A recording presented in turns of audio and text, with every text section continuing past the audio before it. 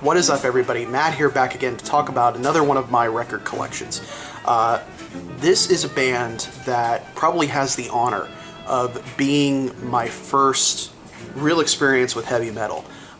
Back when I was a kid, and we're going all the way back here to like 92, 93, my dad and my family, we all went to a swap meet in California. And I remember my dad got really excited because he found this record, and the cover was all tore up. He couldn't even tell what it was. And my dad came home, and we put the record on, and out of the stereo comes this doom, doom, doom, doom, bah! I am Iron Man. And it was Sabbath, and I loved it. As a kid, it would take a while for Sabbath to come back into my life, but that was the first instance I can remember, at least, of experiencing heavy metal and really enjoying it. So today we're going to take a look at my Black Sabbath vinyl collection. The first Black Sabbath album is an unmitigated classic. It's so incredibly well done and good. It was a real joy to find this one on vinyl because it has so many great classics on there. From the beginning, literally the beginning, those opening 3 notes on the title track just absolutely blow you away. You know what you're in for when you hear that song, Black Sabbath. And you know, a lot of Sabbath stuff, coming from somebody who plays guitar, it's very simple. You know, it's very a lot of power chords and things like that. But the way they are performed, the way that they're put through the amplifier, and more importantly, the way Tony Iommi is able to switch so quickly between everything. The hand positions themselves aren't difficult. What's difficult is keeping up with Iommi because he plays so fast. It's so cool to know that this was where it started, and that image is so disturbing and so creepy of that woman outside that abandoned house. It's when you hear the rain on that opening track, it's almost like you're standing there in the rain looking at this image. It's just so incredible and so cool. And a lot of stuff, you know, I read one of Ozzy's books, and a lot of stuff that Sabbath did that ended up being, you know, staples of their appearance and their style was all, you know, accidental, you know, with Tony getting the tips of his fingers cut off and, you know, images that were on their album covers, you know, it was just all kind of happenstance, you know, but it was cool as a kid because, you know, you had so much of this pop stuff going around, and then I was getting into Sabbath, and it was just so different, you know, they were talking about nuclear war and, you know, death and all this stuff, and it was so, I don't want to say refreshing, but it was so interesting to hear something so different, you know. And a lot of that is encapsulated on this first album. It's really a well done piece. And again, going back to Ozzy's book, he basically said that they just performed their live set in the studio and pretty much did it all in just a couple takes, and it really works effectively well. This is probably one of my favorite vinyls. I really do like listening to it. And you know, some bands, their debut albums, they're okay, you know, they haven't quite found their sound yet, but this was one right out of the gate. Sabbath just knew exactly what they wanted to do and did it well. It's really reflected well in their music. And here's the album that started it all for me, Black Sabbath's Paranoid. This was the album that my dad found. It's not this specific one. This is my copy. He has his own copy. This is mine. This right here is often regarded as one of their best. It's so funny. You look at all of the Sabbath albums, and it's like always in the beginning, it's like often regarded as their best work, you know. And it's with this one, it's pretty much tied for me for the first album. I might like this one a little bit better, but first one is pretty cool. But back to this one. This one, they really honed what they were doing. Like I said, the first album is pretty much, for me, perfection for them. So this is like one step above. If the first album was 100%, this is 110%. This is extra credit, you know, for them. Even as a kid, the album cover really got me, and I found out that, again, through reading Ozzy's book, this was supposed to be War Pigs, and so that's the reason the guy's pink. Is supposed to be a piggish hero, and they ended up calling it Paranoid because Paranoid was added at the very last minute. This one is a really good one for singles. I mean, all the big tracks are on here, and there's a certain speed to this album, and it really kind of is a precursor to things like Motorhead and Metallica, and you can definitely hear the influences on there. It's a really important piece of heavy metal history. I really like this album. it's another one that's really good from end to end. I really like Planet Caravan that's on here. It is such a good song. And one I wasn't aware of until I got it on vinyl. I was like, what is this? This is just so cool. Just to hear Ozzy's distorted voice and the kind of rhythmic stuff coming in, it's very, very cool. I really, really dig Planet Caravan.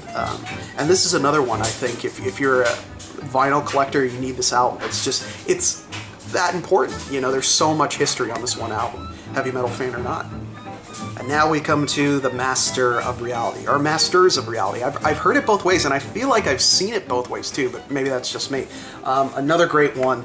I love Children of the Grave. And Ozzy has said this too, it's probably their heaviest, best track they ever did. You know, a lot of people point to Paranoid or War Pigs. You know, I gotta kind of side with Ozzy on this one. I really, really like Children of the Grave. It feels like the band is so in sync with each other when they start playing that music. It's just got such a good downbeat. It's so dredging but fast, and it's so cool. I love that.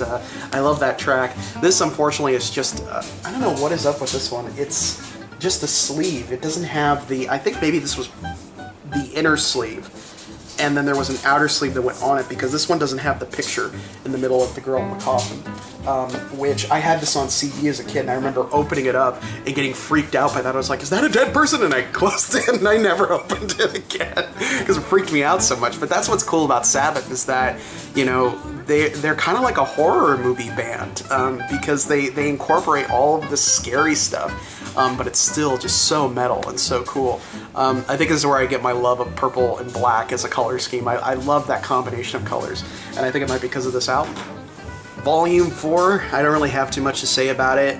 There's some good tracks on here, but as far as a Sabbath album, you know, it's kind of rarely on my turntable. It's still good to have. You know, one thing I kind of set out to do, and I'm still doing, is to collect all of the Ozzy era Sabbath on vinyl, and so you need this. And you know, it does have some standout moments, but it says even in Ozzy's book that he doesn't remember a whole lot of this, and that it's just, you know, kind of a mass of everything. And at this point, Sabbath was really you know, kind of coming into their own and becoming popular and things like that. So you have that added element of, we're rock stars now, we gotta, you know, perform. And it's kind of like that old adage where it's like, if nobody's watching you, you do better work than if somebody is watching you, and in this case people were watching them. So I don't think it was necessarily their best work, but if you collect Sabbath, definitely an essential piece, because you're a Sabbath fan, you gotta have it. Back when I was a kid, I was a die-hard Ozzy Sabbath version fan. I would not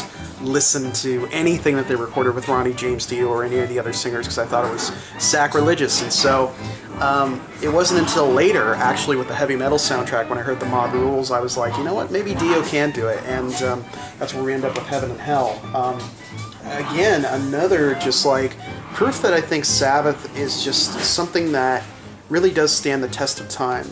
I don't care much for the other lineups that they had outside of Dio and Ozzy, but this was one, I have to admit, this was a really good lineup for what they did with it. And they kind of went into it understanding, look, it's not going to be the same Sabbath. And they did something completely different. It still has that feel of Sabbath, but it has the speed and the metal of, like, let's say Judas Priest or something of that nature. So it's really cool that they do that. Heaven and Hell is one that I kind of just came across, and there are times it gets a little long-winded, but it's still a really good album. There's Neon Nights is a fantastic track, as is Heaven and Hell, the title track. I've heard a version of Heaven and Hell that's played on classical guitar that is absolutely fantastic. The album itself is really good. It's a good snapshot of that period. Again, if you're a Sabbath fan, I would recommend it. Maybe not so much if you're not a Sabbath fan, but still pretty cool. Ronnie James Dio, you're the man. And we're going to finish up here with Live Evil. One of the things that kind of always came into people's minds is what do one of the things that's always come into people's minds is what would the Ozzy tracks sound like if Dio had sang them, and so this is really your glimpse into that. Here they play stuff from obviously the new album as well as classic Sabbath tracks, and it's really good. It's a very well produced album, and one that Dio was a very energetic guy. He was very much a crowd person. You had to see him live. If you see his live stuff, you know that. He just had an energy and a power that really came to life when he did live performances, and that's really evident here, especially with the tracks that he's basically covering that Ozzy did. He does them exceptionally well. He does a really good job. It's just really cool to hear Sabbath produced and mixed well on a live album, even in this incarnation. One thing that I really hope they would release officially is there were a couple shows that they did with Rob Halford of Judas Priest. I think this was like in the early 2000s, and he did a couple tracks with them, and I've seen live videos of it, but they're really bad quality. I really want like a complete, Rob and Sabbath, together. Maybe they'll do it someday, but who knows? Sabbath has said that this is it, that's the end.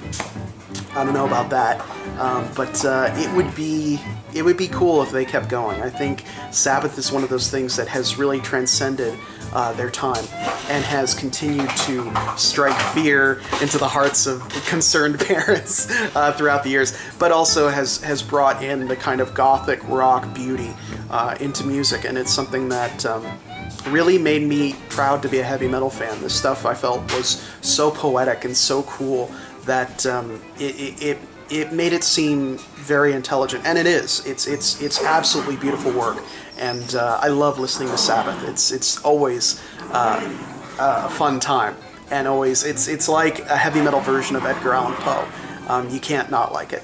So anyway, those are all the Sabbath records that I happen to have on vinyl. I will see you guys next time. They're fighting.